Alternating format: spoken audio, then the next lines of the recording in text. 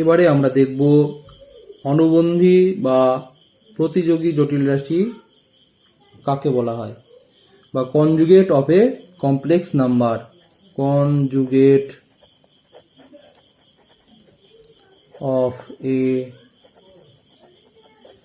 Complex number. তো এর জন্য আমরা যে কোনো একটি জটিল রাশি জেড নিচ্ছি, যেখানে জেড সমান X comma Y equal to X plus I Y, যেখানে এক্স এবং ওয়াই হচ্ছে বাস্তব সংখ্যা এবং আই সমান হচ্ছে √(-1). এই যে জেড জটিল রাশি, এই জেড জটিল রাশির অনুবন্ধী বা প্রতিযোগী জটিল রাশিকে আমরা প্রকাশ করব জেড বার দ্বারা। জেড লিখে মাথায় বার দিয়ে প্রকাশ করব, এবং জেড বার সমান হবে, অর্থাৎ এই জেড জটিল রাশির অনুবন্ধী বা প্রতিযোগী জটিল রাশি হবে এর যে অবাস্তব অংশ, এই যে জেড জটিল রাশির যে অবাস্তব অংশ অর্থাৎ ওয়াই এর চিহ্ন যদি আমরা বিপরীত করে দিই, তাহলে যে জটিল রাশি পাবো সেটাই হবে এই জেড বার বা জেড এর অনুবন্ধী জটিল রাশি। তাহলে এখানে জেড এর অনুবন্ধী জেড বার সমান আমরা লিখতে পারবো X comma minus Y, that is এটা সমান লিখতে পারবো এক্স মাইনাস আই ওয়াই। অর্থাৎ একটি জটিল রাশি, সেই জটিল রাশির অবাস্তব অংশে যদি আমরা চিহ্ন বিপরীত করে দিই, যদি প্লাস থাকে সেটাকে মাইনাস করে দেবো, যদি মাইনাস থাকে সেটাকে প্লাস করে দেবো, তাহলে যে জটিল রাশি তৈরি হবে সেটাকে আমরা বলবো পূর্বের জটিল রাশির অনুবন্ধী বা প্রতিযোগী জটিল রাশি। এবং এটা মাথায় রাখবে, যেহেতু জেড বার জেড এর অনুবন্ধী, এর উল্টোটাও সত্য, অর্থাৎ জেড বারের অনুবন্ধী ও জেড। সেটা কিভাবে দেখো, এর যে অবাস্তব অংশ ওয়াই, এই ওয়াই এর চিহ্ন আমি পরিবর্তন করলাম, দিয়ে মাইনাস করলাম, যে আমি জেড বার পেলাম। এইবার জেড বারের আবার আমি অনুবন্ধী করব, অর্থাৎ জেড বার তার আবার আমি বার নেব, এর অনুবন্ধী বের করব। তাহলে আমি কি করব, আবার এর যেটা অবাস্তব অংশ, এই জেড বারের যেটা অবাস্তব অংশ অর্থাৎ মাইনাস ওয়াই, তাহলে এখানে যেহেতু মাইনাস ওয়াই রয়েছে, এর চিহ্ন আবার চেঞ্জ করব, এটা প্লাস করে দেব। তাহলে এক্স কমা ওয়াই ফিরে আসবে, এটা সমান এক্স প্লাস আই ওয়াই, অর্থাৎ এটা সমান জেড। তাহলে এটা আমরা বলতে পারছি যে জেড এর অনুবন্ধী যদি জেড বার হয়, তাহলে জেড বারের অনুবন্ধীও জেড হবে। উদাহরণস্বরূপ,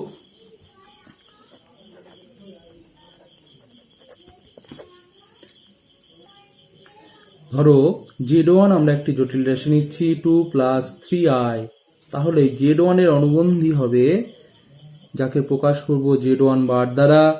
z1 বার সমান এর যেটা অবাস্তব অংশ অর্থাৎ i যুক্ত যে অংশ, তার সাইন চেঞ্জ করে দেব, 2 - 3i। আর একটা উদাহরণ নিচ্ছি, ধরো z2 2 - 3i, তাহলে এখানে z2 বার সমান হবে 2 + 3i। এর যে চিহ্ন, এই চিহ্নটাকে আমরা চেঞ্জ করে বিপরীত চিহ্ন করে দেবো। আর একটা ধরো জটিল রাশি নিচ্ছি z3, সেটা আমি বলছি -2 + 3i। এর যেটা অনুবন্ধী হবে অর্থাৎ z3 বার সমান লিখতে পারবো -2 - 3i। তো অনেকে কি করে, যে এই যে মাইনাসটা আছে, মাইনাসটাকে প্লাস করে দিয়ে z3 অনুবন্ধী করে, ভাবে যে মাইনাসকে প্লাস করলেই অনুবন্ধী হয়ে যাবে, কিন্তু তা কিন্তু নয়। যেটা অবাস্তব অংশ, এই অংশের সাইনটাকে চেঞ্জ করতে হবে। এই অংশে যেহেতু প্লাস রয়েছে, এই সাইনটাকে মাইনাস করতে হবে, তবেই আমি এর অনুবন্ধী পাবো। এইবারে এটাকে আমরা একটু জিওমেট্রিক্যালি দেখব, জ্যামিতিক ভাবে দেখব যে অনুবন্ধী জিনিসটা আসলে কি।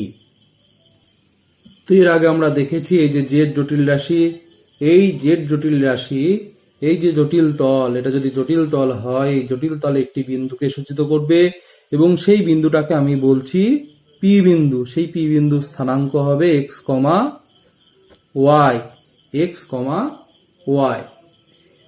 এইবারে আমরা কি করব না, এই যে এক্স অক্ষ, এই যে এক্স অক্ষ রয়েছে, যে বাস্তব অক্ষ রয়েছে, এই বাস্তব অক্ষ বরাবর আমরা একটি সমতল দর্পণকে কল্পনা করব। একটি সমতল দর্পণ এই বাস্তব অক্ষ বরাবর আমরা কল্পনা করব। তাহলে কি হবে না, এই যে পি বিন্দু, এই পি বিন্দুর একটি প্রতিবিম্ব তৈরি হবে দর্পণের নিচের দিকে, অর্থাৎ এখানে একটি এর প্রতিবিম্ব তৈরি হবে, যাকে আমি বলছি পি ড্যাশ। তাহলে প্রশ্ন হচ্ছে পি ড্যাশের স্থানাঙ্ক কত হবে? পি ড্যাশের স্থানাঙ্ক হবে, দেখো আমরা জানি যে বস্তু থেকে প্রতিফলকের যা দূরত্ব, এখান থেকে প্রতিবিম্ব দূরত্ব সেম হবে, এখান থেকে প্রতিবিম্ব দূরত্ব সেম হবে। অর্থাৎ আমরা এখান থেকে যদি এর উপর লম্বটা নিয়ে এটাকে যদি বলি এম, তাহলে পিএম এর যা দৈর্ঘ্য হবে এই এম পি ড্যাশের সেম দৈর্ঘ্য হবে। পার্থক্য কোন জায়গায়? পার্থক্য হচ্ছে এটা হচ্ছে উপরের দিকে, সেই জন্য এখানে এর চিহ্নটা পজিটিভ হবে, আর এটা হচ্ছে এক্স অক্ষের নিচের অংশ, সেই কারণে এখানে চিহ্নটা হবে নেগেটিভ। তাহলে দেখো এই যে লেন্থটা ওয়াই, এখানেও লেন্থ ওয়াই, এই লেন্থটা এক্স। তাহলে এই যে পি ড্যাশ বিন্দু, পি ড্যাশ বিন্দুর ভুজ কি এক্স, এবং এর কোটির লেন্থ হচ্ছে ওয়াই, কিন্তু স্থানাঙ্কটা হয়ে যাবে তাহলে মাইনাস ওয়াই। তাহলে পি ড্যাশ বিন্দু স্থানাঙ্ক আমি পেয়ে গেলাম এক্স কমা মাইনাস ওয়াই। এই যে বিন্দুটা আমরা পেলাম পি ড্যাশ, এই পি ড্যাশই হচ্ছে এই জেড যে জটিল রাশি, এই জেড জটিল রাশির অনুবন্ধী জটিল রাশি। দেখো জেড বার সমান যাকে আমরা প্রকাশ করেছি সেটা হবে দেখো এক্স মাইনাস আই ওয়াই।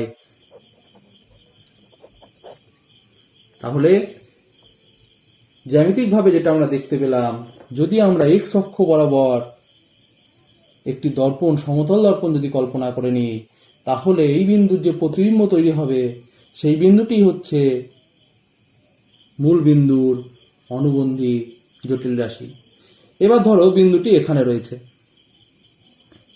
এই বিন্দু যার স্থানাঙ্ক মাইনাস 3, -2, -3, -2। তাহলে এই যে এ বিন্দু যে জটিল রাশিকে সূচিত করবে সেই জটিল রাশিকে আমরা বলছি z1। তাহলে z1 সমান আমরা পাবো -3 -2i, এটা সমানই -3, -2। এবার আমরা কি করছি না, এই যে এক্স অক্ষকে আমরা সমতল দর্পণ হিসাবে ধরে নিচ্ছি। তাহলে এর প্রতিবিম্ব কোন দিকে তৈরি হবে? এই দিকে তৈরি হবে, এইখানে তৈরি হবে। এবং আমরা জানি এই যে লেন্থ আর এই লেন্থ সেম হবে, এর ডিরেকশন নিচের দিকে সেই কারণে নেগেটিভ, এর উপরের দিকে সেই কারণে কি হবে? পজিটিভ হবে। এই লেন্থটা হচ্ছে 3 একক, এই লেন্থটা হচ্ছে 2 একক, এই লেন্থটাও হবে 2 একক। এবং এই যে বিন্দু, এই বিন্দুটিকে যদি আমি এ ড্যাশ বলি, এ ড্যাশের স্থানাঙ্ক হবে -3,2। তাহলে এর যে অনুবন্ধী z1 বার সমান হবে -3,2, অর্থাৎ এটা সমান -3 + 2i। এইভাবে আমরা যে কোনো বিন্দুর দিয়ে আমরা দেখে নিতে পারবো যে তার অনুবন্ধী বা প্রতিযোগী জটিল রাশিকে আমরা কোথায় পাবো। এবারে আমরা দেখব যে অনুবন্ধী বা প্রতিযোগী জটিল রাশির যে সংজ্ঞা, কি সেই সংজ্ঞা না, দুটো জটিল রাশির যোগফল এবং গুণফল উভয় যদি বিশুদ্ধ বাস্তব সংখ্যা হয় তাহলে একটাকে অপরটির অনুবন্ধী জটিল রাশি বলা হয়। দুটো জটিল রাশি, সেই দুটো জটিল রাশির যদি যোগফল এবং গুণফল উভয় যদি বিশুদ্ধ বাস্তব সংখ্যা হয় তাহলে একটিকে অপরটির অনুবন্ধী বা প্রতিযোগী জটিল রাশি বলা হয়। যেমন ধরো আমরা z1 সমান একটি জটিল রাশি নিচ্ছি 2 + 3i, এবং z2 সমান আমরা নিচ্ছি 2 - 3i।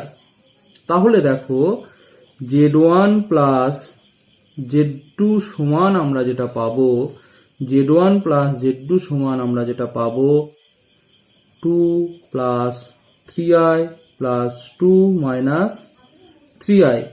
এটা কেটে যাবে, এটা সমান পড়ে থাকবে 4 হচ্ছে বিশুদ্ধ বাস্তব সংখ্যা। আবার যদি আমরা Z1 ইন্টু Z2 নিই, তাহলে এখান থেকে আমরা দেখতে পাবো 2 plus 3i into 2 minus 3i।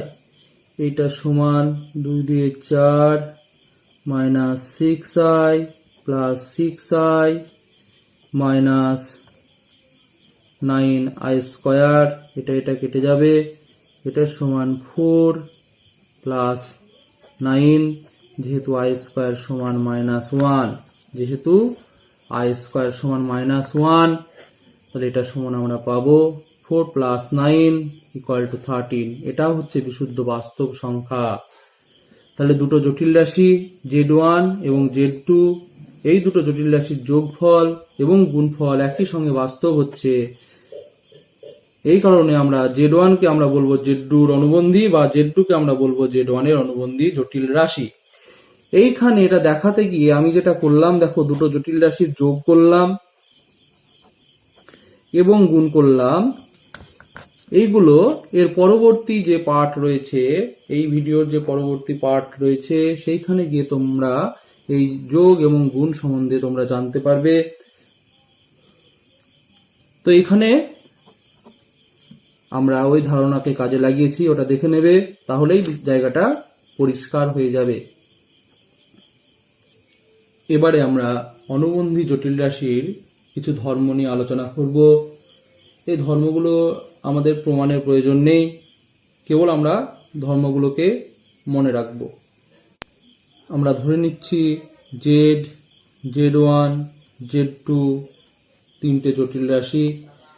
তাহলে এখান থেকে আমরা এই ধর্মগুলো লিখতে পারবো। দেখো, Z বার তার আবার বার, অর্থাৎ কোনো জটিল রাশি Z তার অনুবন্ধী, তার আবার অনুবন্ধী Z নিজে, সেটা আমি প্রথমে দেখিয়েছি।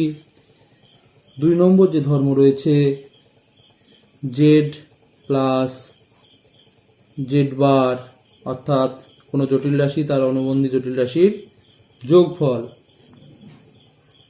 বাস্তব হবে real 2 into real part of Z।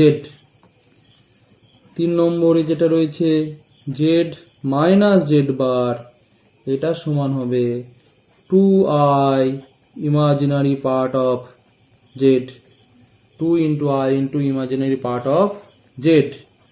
4 নম্বর যেটা হচ্ছে Z সমান Z বার হলে, Z সমান Z বার হলে Z বিশুদ্ধ বাস্তব হবে, বাস্তব হবে। আচ্ছা, এই জায়গাটা আমি একটু দেখিয়ে দিই। দেখো, Z সমান Z বার, আমি Z সমান ধরে নিচ্ছি x প্লাস iy। তাহলে Z বার সমান পাবো x মাইনাস iy। এবার এখানে দেওয়া রয়েছে Z সমান Z বার, তাহলে এখানে আমরা লিখতে পারবো অতএব x প্লাস iy সমান x মাইনাস iy। এইবার x কেটে যাবে, iy এইদিকে নিয়ে আসলে আমরা যেটা পাবো 2 ইন্টু i ইন্টু y সমান 0। i কখনোই শূন্য হতে পারে না, কারণ i সমান আমরা জানি √-1, i সমান √-1। সেই কারণে এখান থেকে যেটা আমরা বলতে পারবো y সমান 0। তা y সমান যদি 0 হয়, সেই জটিল রাশিটি কি জটিল রাশি হয় না বিশুদ্ধ বাস্তব সংখ্যা হয়ে যায়, সেটা এখানে বলা হয়েছে। নেক্সট, যদি 5 নম্বরে যদি Z প্লাস Z বার সমান 0 হয়, যদি Z প্লাস Z বার সমান 0 হয়, তাহলে Z বিশুদ্ধ কাল্পনিক হবে। এটা কিরকম দেখো, যদি আমরা জেড সমান ধরে নিই X plus I Y, Z bar সমান আমরা পাবো এক্স মাইনাস আই ওয়াই। এখানে বলেছে কি জেড প্লাস জেড বার সমান 0, তাহলে যেটা পাবো X plus I Y plus X minus I Y সমান 0। এটা কেটে যাবে, বা 2x সমান 0 বা x সমান 0। x সমান যদি 0 হয় তাহলে সেই জটিল রাশিটিকে আমরা কি বলেছি, এর আগে বলেছি না, বিশুদ্ধ কাল্পনিক রাশি। এরপরে যেটা রয়েছে 6 নম্বর, z into Z bar, z into Z bar এইটা সমান হবে রিয়েল পার্ট অফ z তার square plus imaginary part of z তার square. z into Z bar সমান আমরা লিখতে পারবো রিয়েল পার্ট অফ z তার square plus imaginary part of z তার স্কয়ার। 7 নম্বরে যেটা রয়েছে z1 প্লাস z2 টোটালটার বার, মানে যোগ করার পর অনুবন্ধী নির্ণয় যদি করি, তাহলে অনুবন্ধী নির্ণয় করে যোগ করলে মান সেম হবে। একই রকম ভাবে যদি আমরা বিয়োগ করার পর অনুবন্ধী নির্ণয় করি, তাহলে অনুবন্ধী নির্ণয় করার পর বিয়োগের সঙ্গে তা সমান হবে। এগুলো গুণ এবং ভাগের ক্ষেত্রেও সত্য, অর্থাৎ z1 ইন্টু z2 টোটালটার বার সমান z1 বার ইন্টু z2 বার। একই রকম ভাবে z1 বাই z2 টোটালটার বার সমান z1 বার বাই z2 বার। এখানে উল্লেখ্য যে z2 not equal to 0, z2 এর মান 0 নয়, কারণ নিচে 0 হলে কি হবে, নিচে 0 হলে তার কোনো অস্তিত্ব থাকবে না। তাহলে এই যে ধর্ম, এই ধর্মগুলো আমাদের মাথায় রাখতে হবে।